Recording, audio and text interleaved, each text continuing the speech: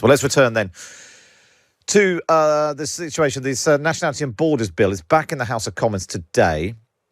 Several different amendments which have been passed in the House of Lords. So the bill now goes back to the House of Commons and the government will try to remove them. But dozens of MPs, Conservative MPs, are threatening to rebel.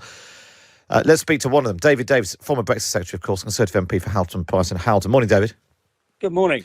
Which bits of the bill are you particularly unhappy with and what do you hope to change today?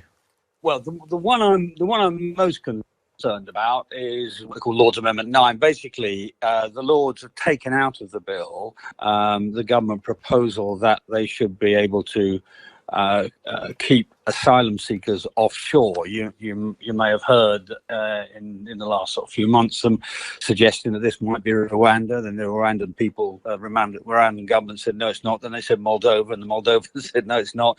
And then they said I think Ghana and the Ghanaian government said, "Oh no, this is dead meat, not red meat." So, but my concern about that is, frankly, is barbaric. The idea that somehow we should create some sort of camp in some other country to keep asylum seekers offshore seems to me to be impractical. Unpleasant, very, very expensive. The Australian example, which is very, very expensive, and liable to lead to all sorts of miscarriages. I mean, in Australia, there have been, with only 3,500 asylum seekers in this circumstance, there have been 2,000 complaints of abuses, physical and sexual abuses, half of them against children. So that's the biggest one for me, but there are others too. I mean, there's the so-called Lords Amendment 4, where the Lords have taken away the ability of the Home Secretary to, as it were, cancel your nationality without telling you, which is pretty serious. In my view, if you're a British citizen, that gives you some very, very important rights. And I don't think it should be for any government minister just to take it away without you being able to challenge it in court. So those are the two biggest ones for me, but there are about half a dozen others as well. What do you think is going on here? Because you're right. I mean, those stories of we're looking at putting a processing centre on Ascension Island and Rwanda and Ghana, whatever it was. There were talks of oil rigs and ferries, I think, at one point. And obviously, you're right. None of it has happened. None of these things are taken off. Is it that just there is clearly a problem and the numbers have gone up and up and up, the number of people trying to come across the channel? And so the rhetoric has got ratcheted up while nothing's actually happened.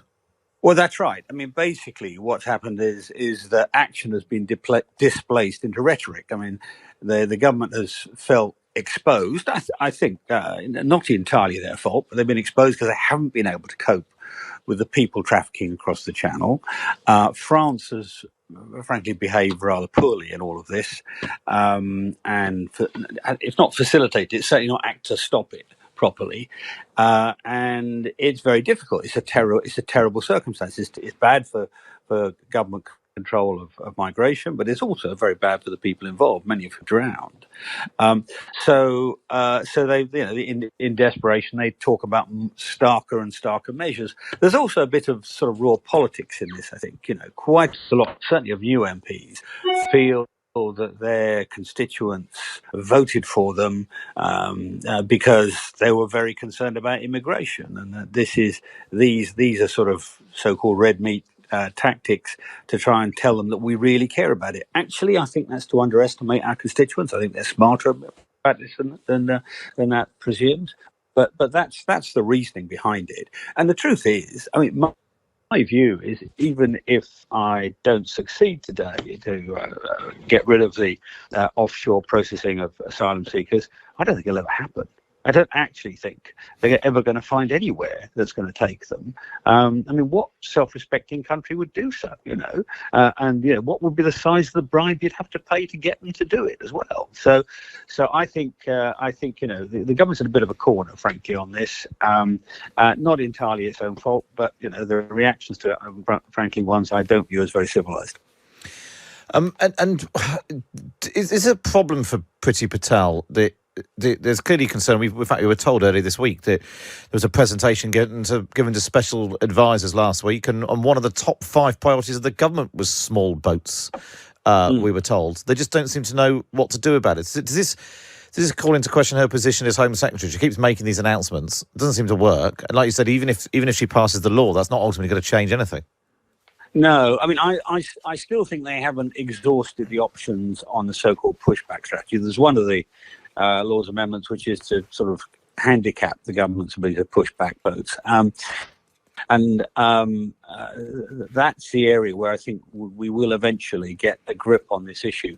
The Australians, who are held up by the government as great examples of controlling this, they did actually bring their migration crisis under control. It was a huge issue.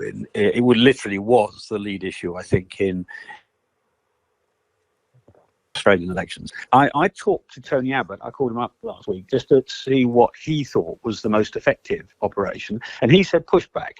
And it's interesting because in their handling of it, the people traffickers were so ruthless. They didn't just put the migrants on unseaworthy boats. They actually scuttled the boats when the Australian Navy turned up, so that the Australian Navy had to pick them up. So what the Australians did was to literally take along their own boats.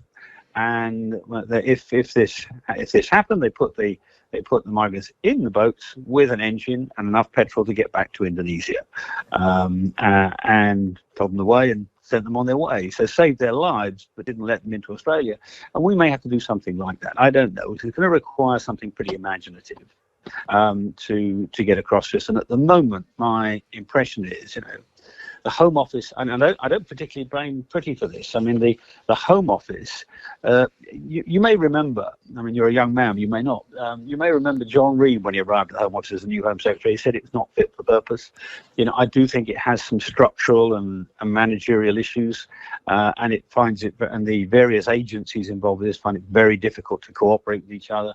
I think it's going to take a bit of a shaking by the scruff of the neck to get it sorted, but it will come back at the end of the day to some variant of the pushback strategy, not to sort of barbaric things like putting people in camps offshore somewhere. Just finally, briefly, David Davis, we talked about possibly dozens of Tory MPs will rebel. Obviously, the majority of government's got a majority of 80. How likely is it? Do you think you'll succeed in this?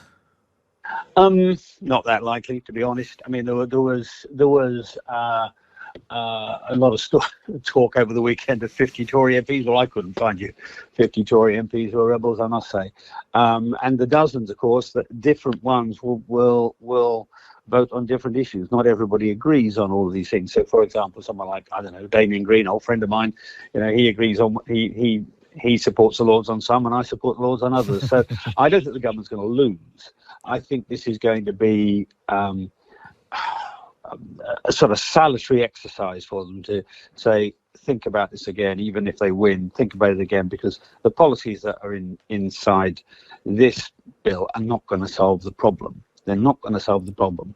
And that means that come the next election, they're going to have some explaining to do unless they come up with some other policies. And that's where in the longer run, I hope they go. David Davis, really good to speak to you. Thanks so much for joining us. That's David Davis, Conservative MP. He's planning to support some of the amendments to the Nationality and Borders Bill when it comes back to the House of Commons this afternoon. And obviously, as and when there are details of that, we'll bring that to you throughout the day here on Times Radio.